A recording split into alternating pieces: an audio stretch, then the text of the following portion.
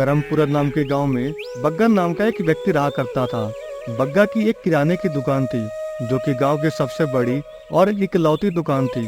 अकेली दुकान होने के कारण बग्गा सबको मिलावटी वाला सामान बेचता। अरे बेटा, जरा 2 किलो दाल दे देना। अरे हाँ हाँ चाचा, देता हूँ, 2 मिनट रुको तो सही। थोड़ा खा तो लूँ।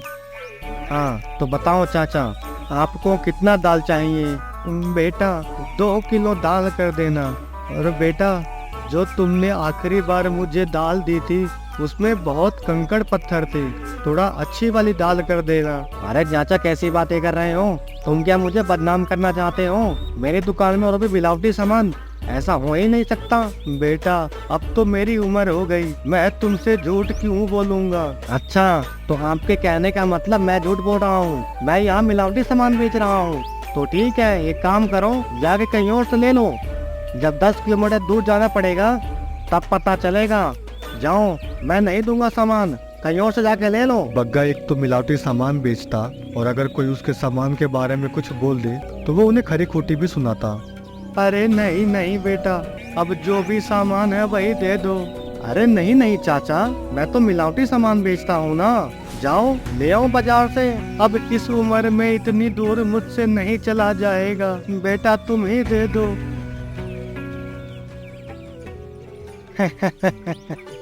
एकदम सही कहा आपने।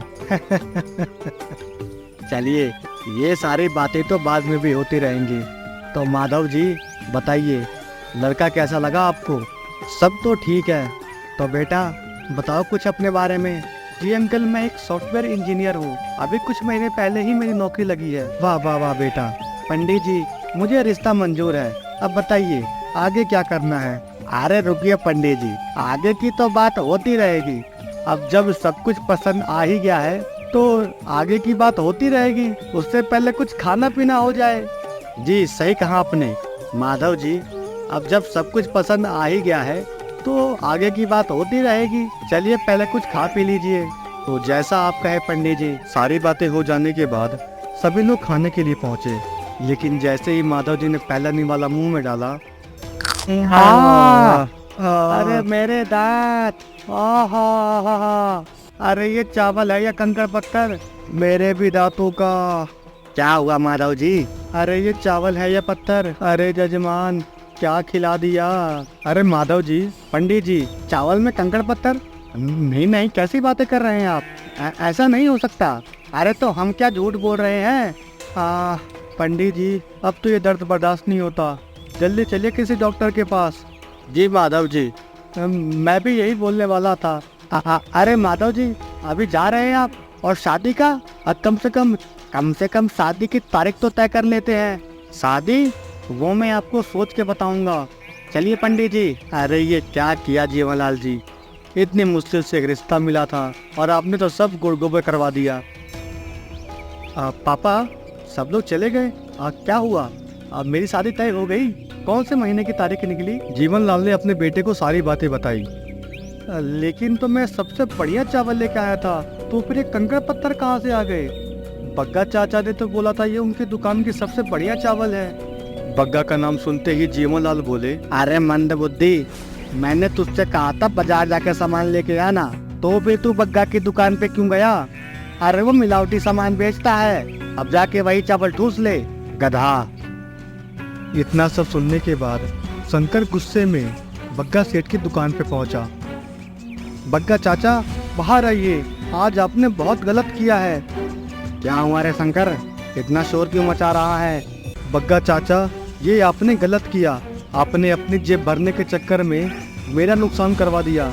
आपके मिलावटी सामान की वजह से मेरा रिश्ता टूट गया। अरे क्या बकवास कर रहा है? मिलावटी सामान? अरे मैं कोई मिलावटी सामान नहीं बेचता। बहुत देर तक कहासुनी होने के बाद शंकर वहां से चला गया। कुछ दिनों बाद शंकर टहलते हुए कहीं जा रहा था, तभी उसकी नजर एक भागते हुए लड़के पे पड़ी। अरे रमन, तुम इतनी जल्दी में कहाँ जा रहे हो? शंकर भैया, जग्गू चाचा की बेटे की तबीयत बहुत खराब हो गई है, उसे सुबह से ही उल्टियाँ हो रही है, उसी के लिए डॉक्टर को बुलाने जा रहा हूँ, मैं आपसे बाद में मिलता हूँ। इतना सुन शंकर भी जग्गू चाचा के घर पहुंचा। आपके बेटे को फूड पॉइजनिंग हुई है। डॉक्टर साहब, वो क्या होता है? कहीं ज्यादा गंभीर बीमारी तो नहीं है ना? नहीं नहीं, घबराइए मत। फूड पॉइजनिंग मतलब कुछ गलत या मिलावटी खाना खाने से होती है। मैंने दवाई लिख दी है, आप इसे बाजार से ले आना और थोड़ा मिलावटी वाले सामान से बचिए। बेटा, मैं तो बग्गा सेठ की दुकान से सबसे बढ़िया सामान लेके आता हूँ। पता नहीं फिर कैसे तबीयत खराब हो गई मेरे बच्चे की। बग्गा सेठ का नाम सुनते ही शंकर को सारी बातें समझ में आ गई।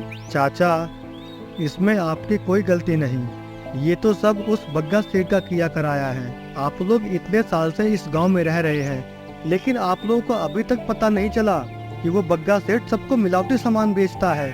उसी की वजह से मेरी शादी भी टूट गई। बेटा, ये बात मुझे क्या, गांव के हर एक आदमी को पता है, लेकिन हम भी क्या करें, हमारी भी मजबूरी है।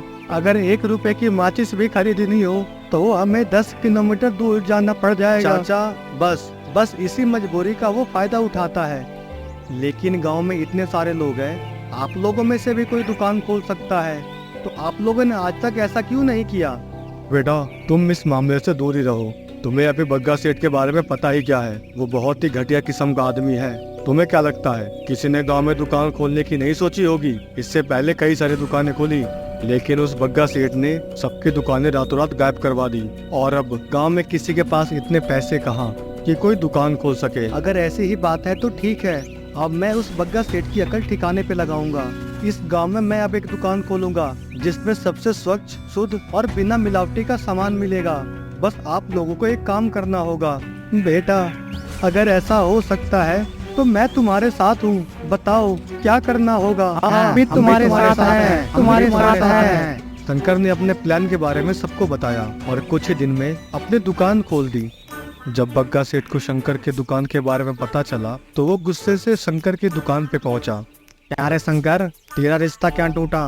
पूरा ही बावला हो गया क्या? तुझे शायद मेरे बारे में पता नहीं, तूने ये दुकान खोल के सही नहीं किया। अरे बग्गा चाचा, आप कैसी बात कर रहे हैं? आपके बारे में किसको नहीं पता? आप तो देवता है, देवता। अरे ये क्या बकवास कर रहा है? और तेरी हिम्मत कैसे हुई गांव में दुकान खोलने की?